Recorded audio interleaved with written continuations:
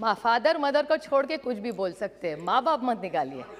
It's not easy to get over the legacy. That is what I'm saying. Legacy of a nation, legacy of a country, legacy of a society. That's not nothing personal. But you only referred, so I think that's besides the point. For a reason, because you referred to a story about Kashmiri Pandit. So I was just bringing to the notice of the, I mean, unfortunately you were not here, about a Delhi public school which is in Srinagar, which schools 5,000 children, and what that family is going through. Mehtab ji was very kind enough to even add a point that children with special needs are doing. I'm just bringing to the kind notice of this government of what a Kashmiri Pandit has contributed to Jammu Kashmir. 5,000 children, Indian children are taught there, and how much suffering in policy and trouble the education department, there's no specific, is giving to them, unfortunately. So she's informing an important matter in the house. I'm only trying to help somebody's child. And also draw your attention. I don't care about everybody's children. I'm very proud of my parents. I have no problem with my lineage. Anyway, so that's not what we are doing. We're not discussing where I was born. Please sit down, please. So I'm glad, proud. So am I. Very good. The other thing I was Well, you are my senior, sir. We are from the same college. Why you are disturbing? No, Supriya ji is making a good speech. Why you are disturbing? Anyway, honors, what I wanted to talk was seriously more about the budget. I was not going to bring in, but since he had this, I really felt, because I have visited that school. Even during challenging times, I've seen how the Dhar families pained and what all they and their teachers have contributed for education. It's something that really deserves an award and recognition in this country. What I would like to talk about the budget, which nobody, unfortunately, even the Honorable Minister did not say. There are a few questions I would like or bring to the notice of the Honorable Finance Minister. Now, in the budget, there is a sector-wise revenue expenditure. In this, what is written, I'd like to bring on the page 13 of the note that she has circulated, is that the hospitality and protocol is minus 4.72%. In infrastructure sector, public works is at minus 8.76. Public health engineering is minus 1.42. And there is more. In social sector, which is also a little concerning, which is health and medical education, is minus 5.40%. So health and medical education. Then there is infrastructure sector, which even Mr. Reddy and Saugata Babu already have spoken, so I won't revisit it. But power development is minus 9.25%. In that, public works of infrastructure sector is minus 6.9%. Transport is minus 52%. And in totality, the finance sector, planning, development, monitoring is minus 41.7%. And finance is minus 18.62%. Total finance sector is minus 23%. And overall, it's 17.40%. That's all it has gone down. And the most worrisome number in this entire document is that the debit GDP ratio, this is the book of what the finance ministry has given us, that the percentage-wise, the debt at percentage of GDP is 53%. It has been the highest ever. This is what it says. So the gross state domestic product, the debt liability number has been the highest since 2010. So this budget is very, very worrisome, because the numbers, there are so many sectors which you say you're doing so much improvement, then there is how come there's so much minus? Now in the power sector, the same numbers have come and the same projects have come, which all the earlier speakers have said. So, and the word is the likely investment in these projects is, what does likely investment mean? I mean, whatever little English that I understand, likely means it may happen. It doesn't assure. Last 6 years, we are hearing the same thing. So this likely investment is a very worrying statement. Mr. Reddy talked about shawls. He's such a gracious man. When he went, he gave all of us gifts to promote Jammu Kashmir. He got us, all the MPs, gifts from Srinagar just to support. I think that was such a large-hearted thing that he did for us. And Pashmina shawl, something we are all proud of and all of us like to have. To extend that, this government has started a program of integrated sheep development program. I didn't understand this program, if you could kindly say it. It says that they are importing, sir, please note, around 1,200 sheep goat units to be established in creation of employment opportunities for 2,400 people. 200 elite, which is also very interesting, 200 elite cross-breed imported merino sheep to be introduced for genetic upgradation of local sheep for production. I mean, when all these years Jammu Kashmir has done so well, I see no reason for this. I mean, it makes no sense. I don't know who's really planned it. Imported sheep.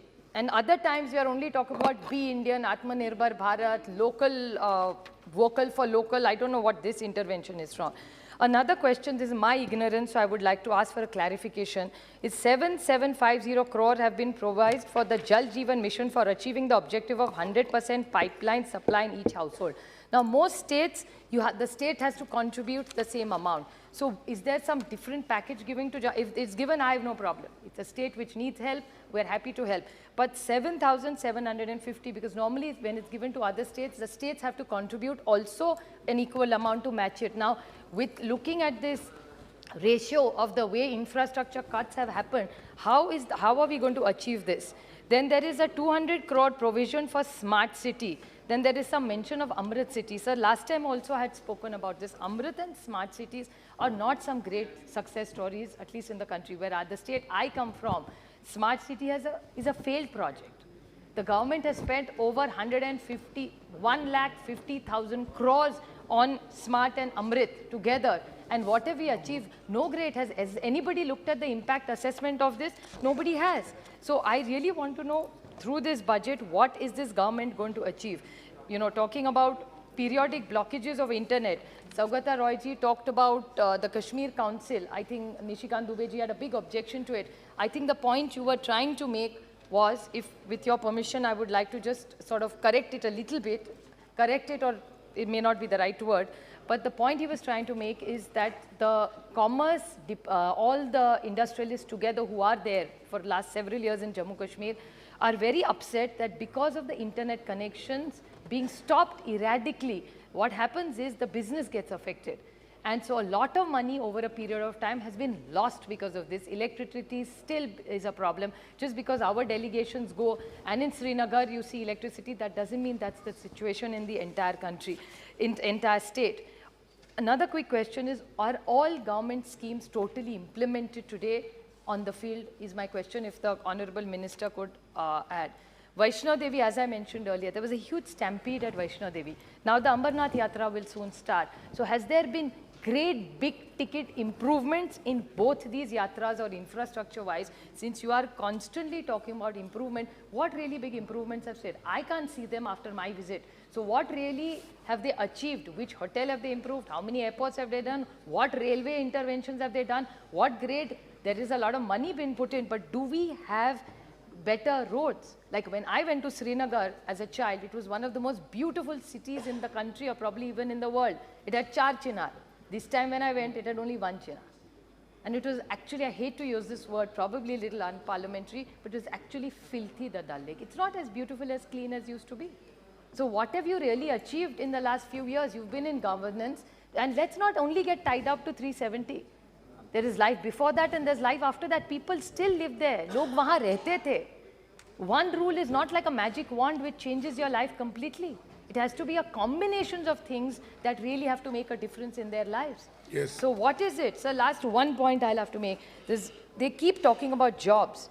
I would like to ask, there were thousands of jobs that they promised. Nothing like that has really happened, because that's the field.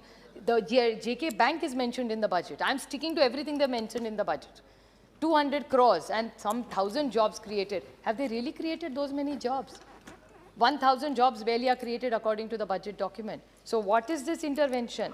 Even the Honorable Minister talked about Jhelum and Dal Lake. I want to ask, there was a big project about Volar, Jhelum and Dal Lake, a big beautiful program. So in the last 6-7 years that you've been in power in the center, why nothing has happened regarding that? So these are many, many questions we want to ask, because we want to work with you. This is not only about criticizing you. We really feel Jammu and Kashmir deserves the visibility, the investment, and a better livelihood and a safe livelihood for every woman and child and citizen that lives there. इतने अगर उतना अच्छा होता ना, तब बेचारे वहाँ के शॉल वाले कश्मीर टू कन्याकुमारी भटकते नहीं रहते जैसे बेचारे आज भटक रहे थे, अगर इतनी अच्छी ये सब ठीक कर देते कश्मीर में. So I request them, and one last question, I can't resist this punch. that they said so much they wanted to speak about all these Kashmiri Pandits and their love for them. How much of this? I mean, I couldn't read. I'm not Einstein like my colleague Manish Tiwari said, nor am I such a smart, speedy Gonzalez who can read very fast. But in this entire big document, and there is more, there is no mention of any Kashmiri Pandit or specific intervention done for refugees who left Kashmir during the insurgency or during or who have come back. So if you feel so solidly for them, please include them in documents and make it a reality for their life. Let's not live only in a bubble. It's time they deliver. And you know, अभी 60 साल आपने क्या किया, अभी boring हो गया. कुछ नया dialogue निकालिए. 7 years is a long time to do something. You know, बच्चा कुपोषित है. 7 साल में उसको खाना खिला के माँ दौड़ा के स्कूल भी भेज देती है. 7 साल में इतना हो सकता है एक माँ को. So let's get out of this 60-year debate. Thank you.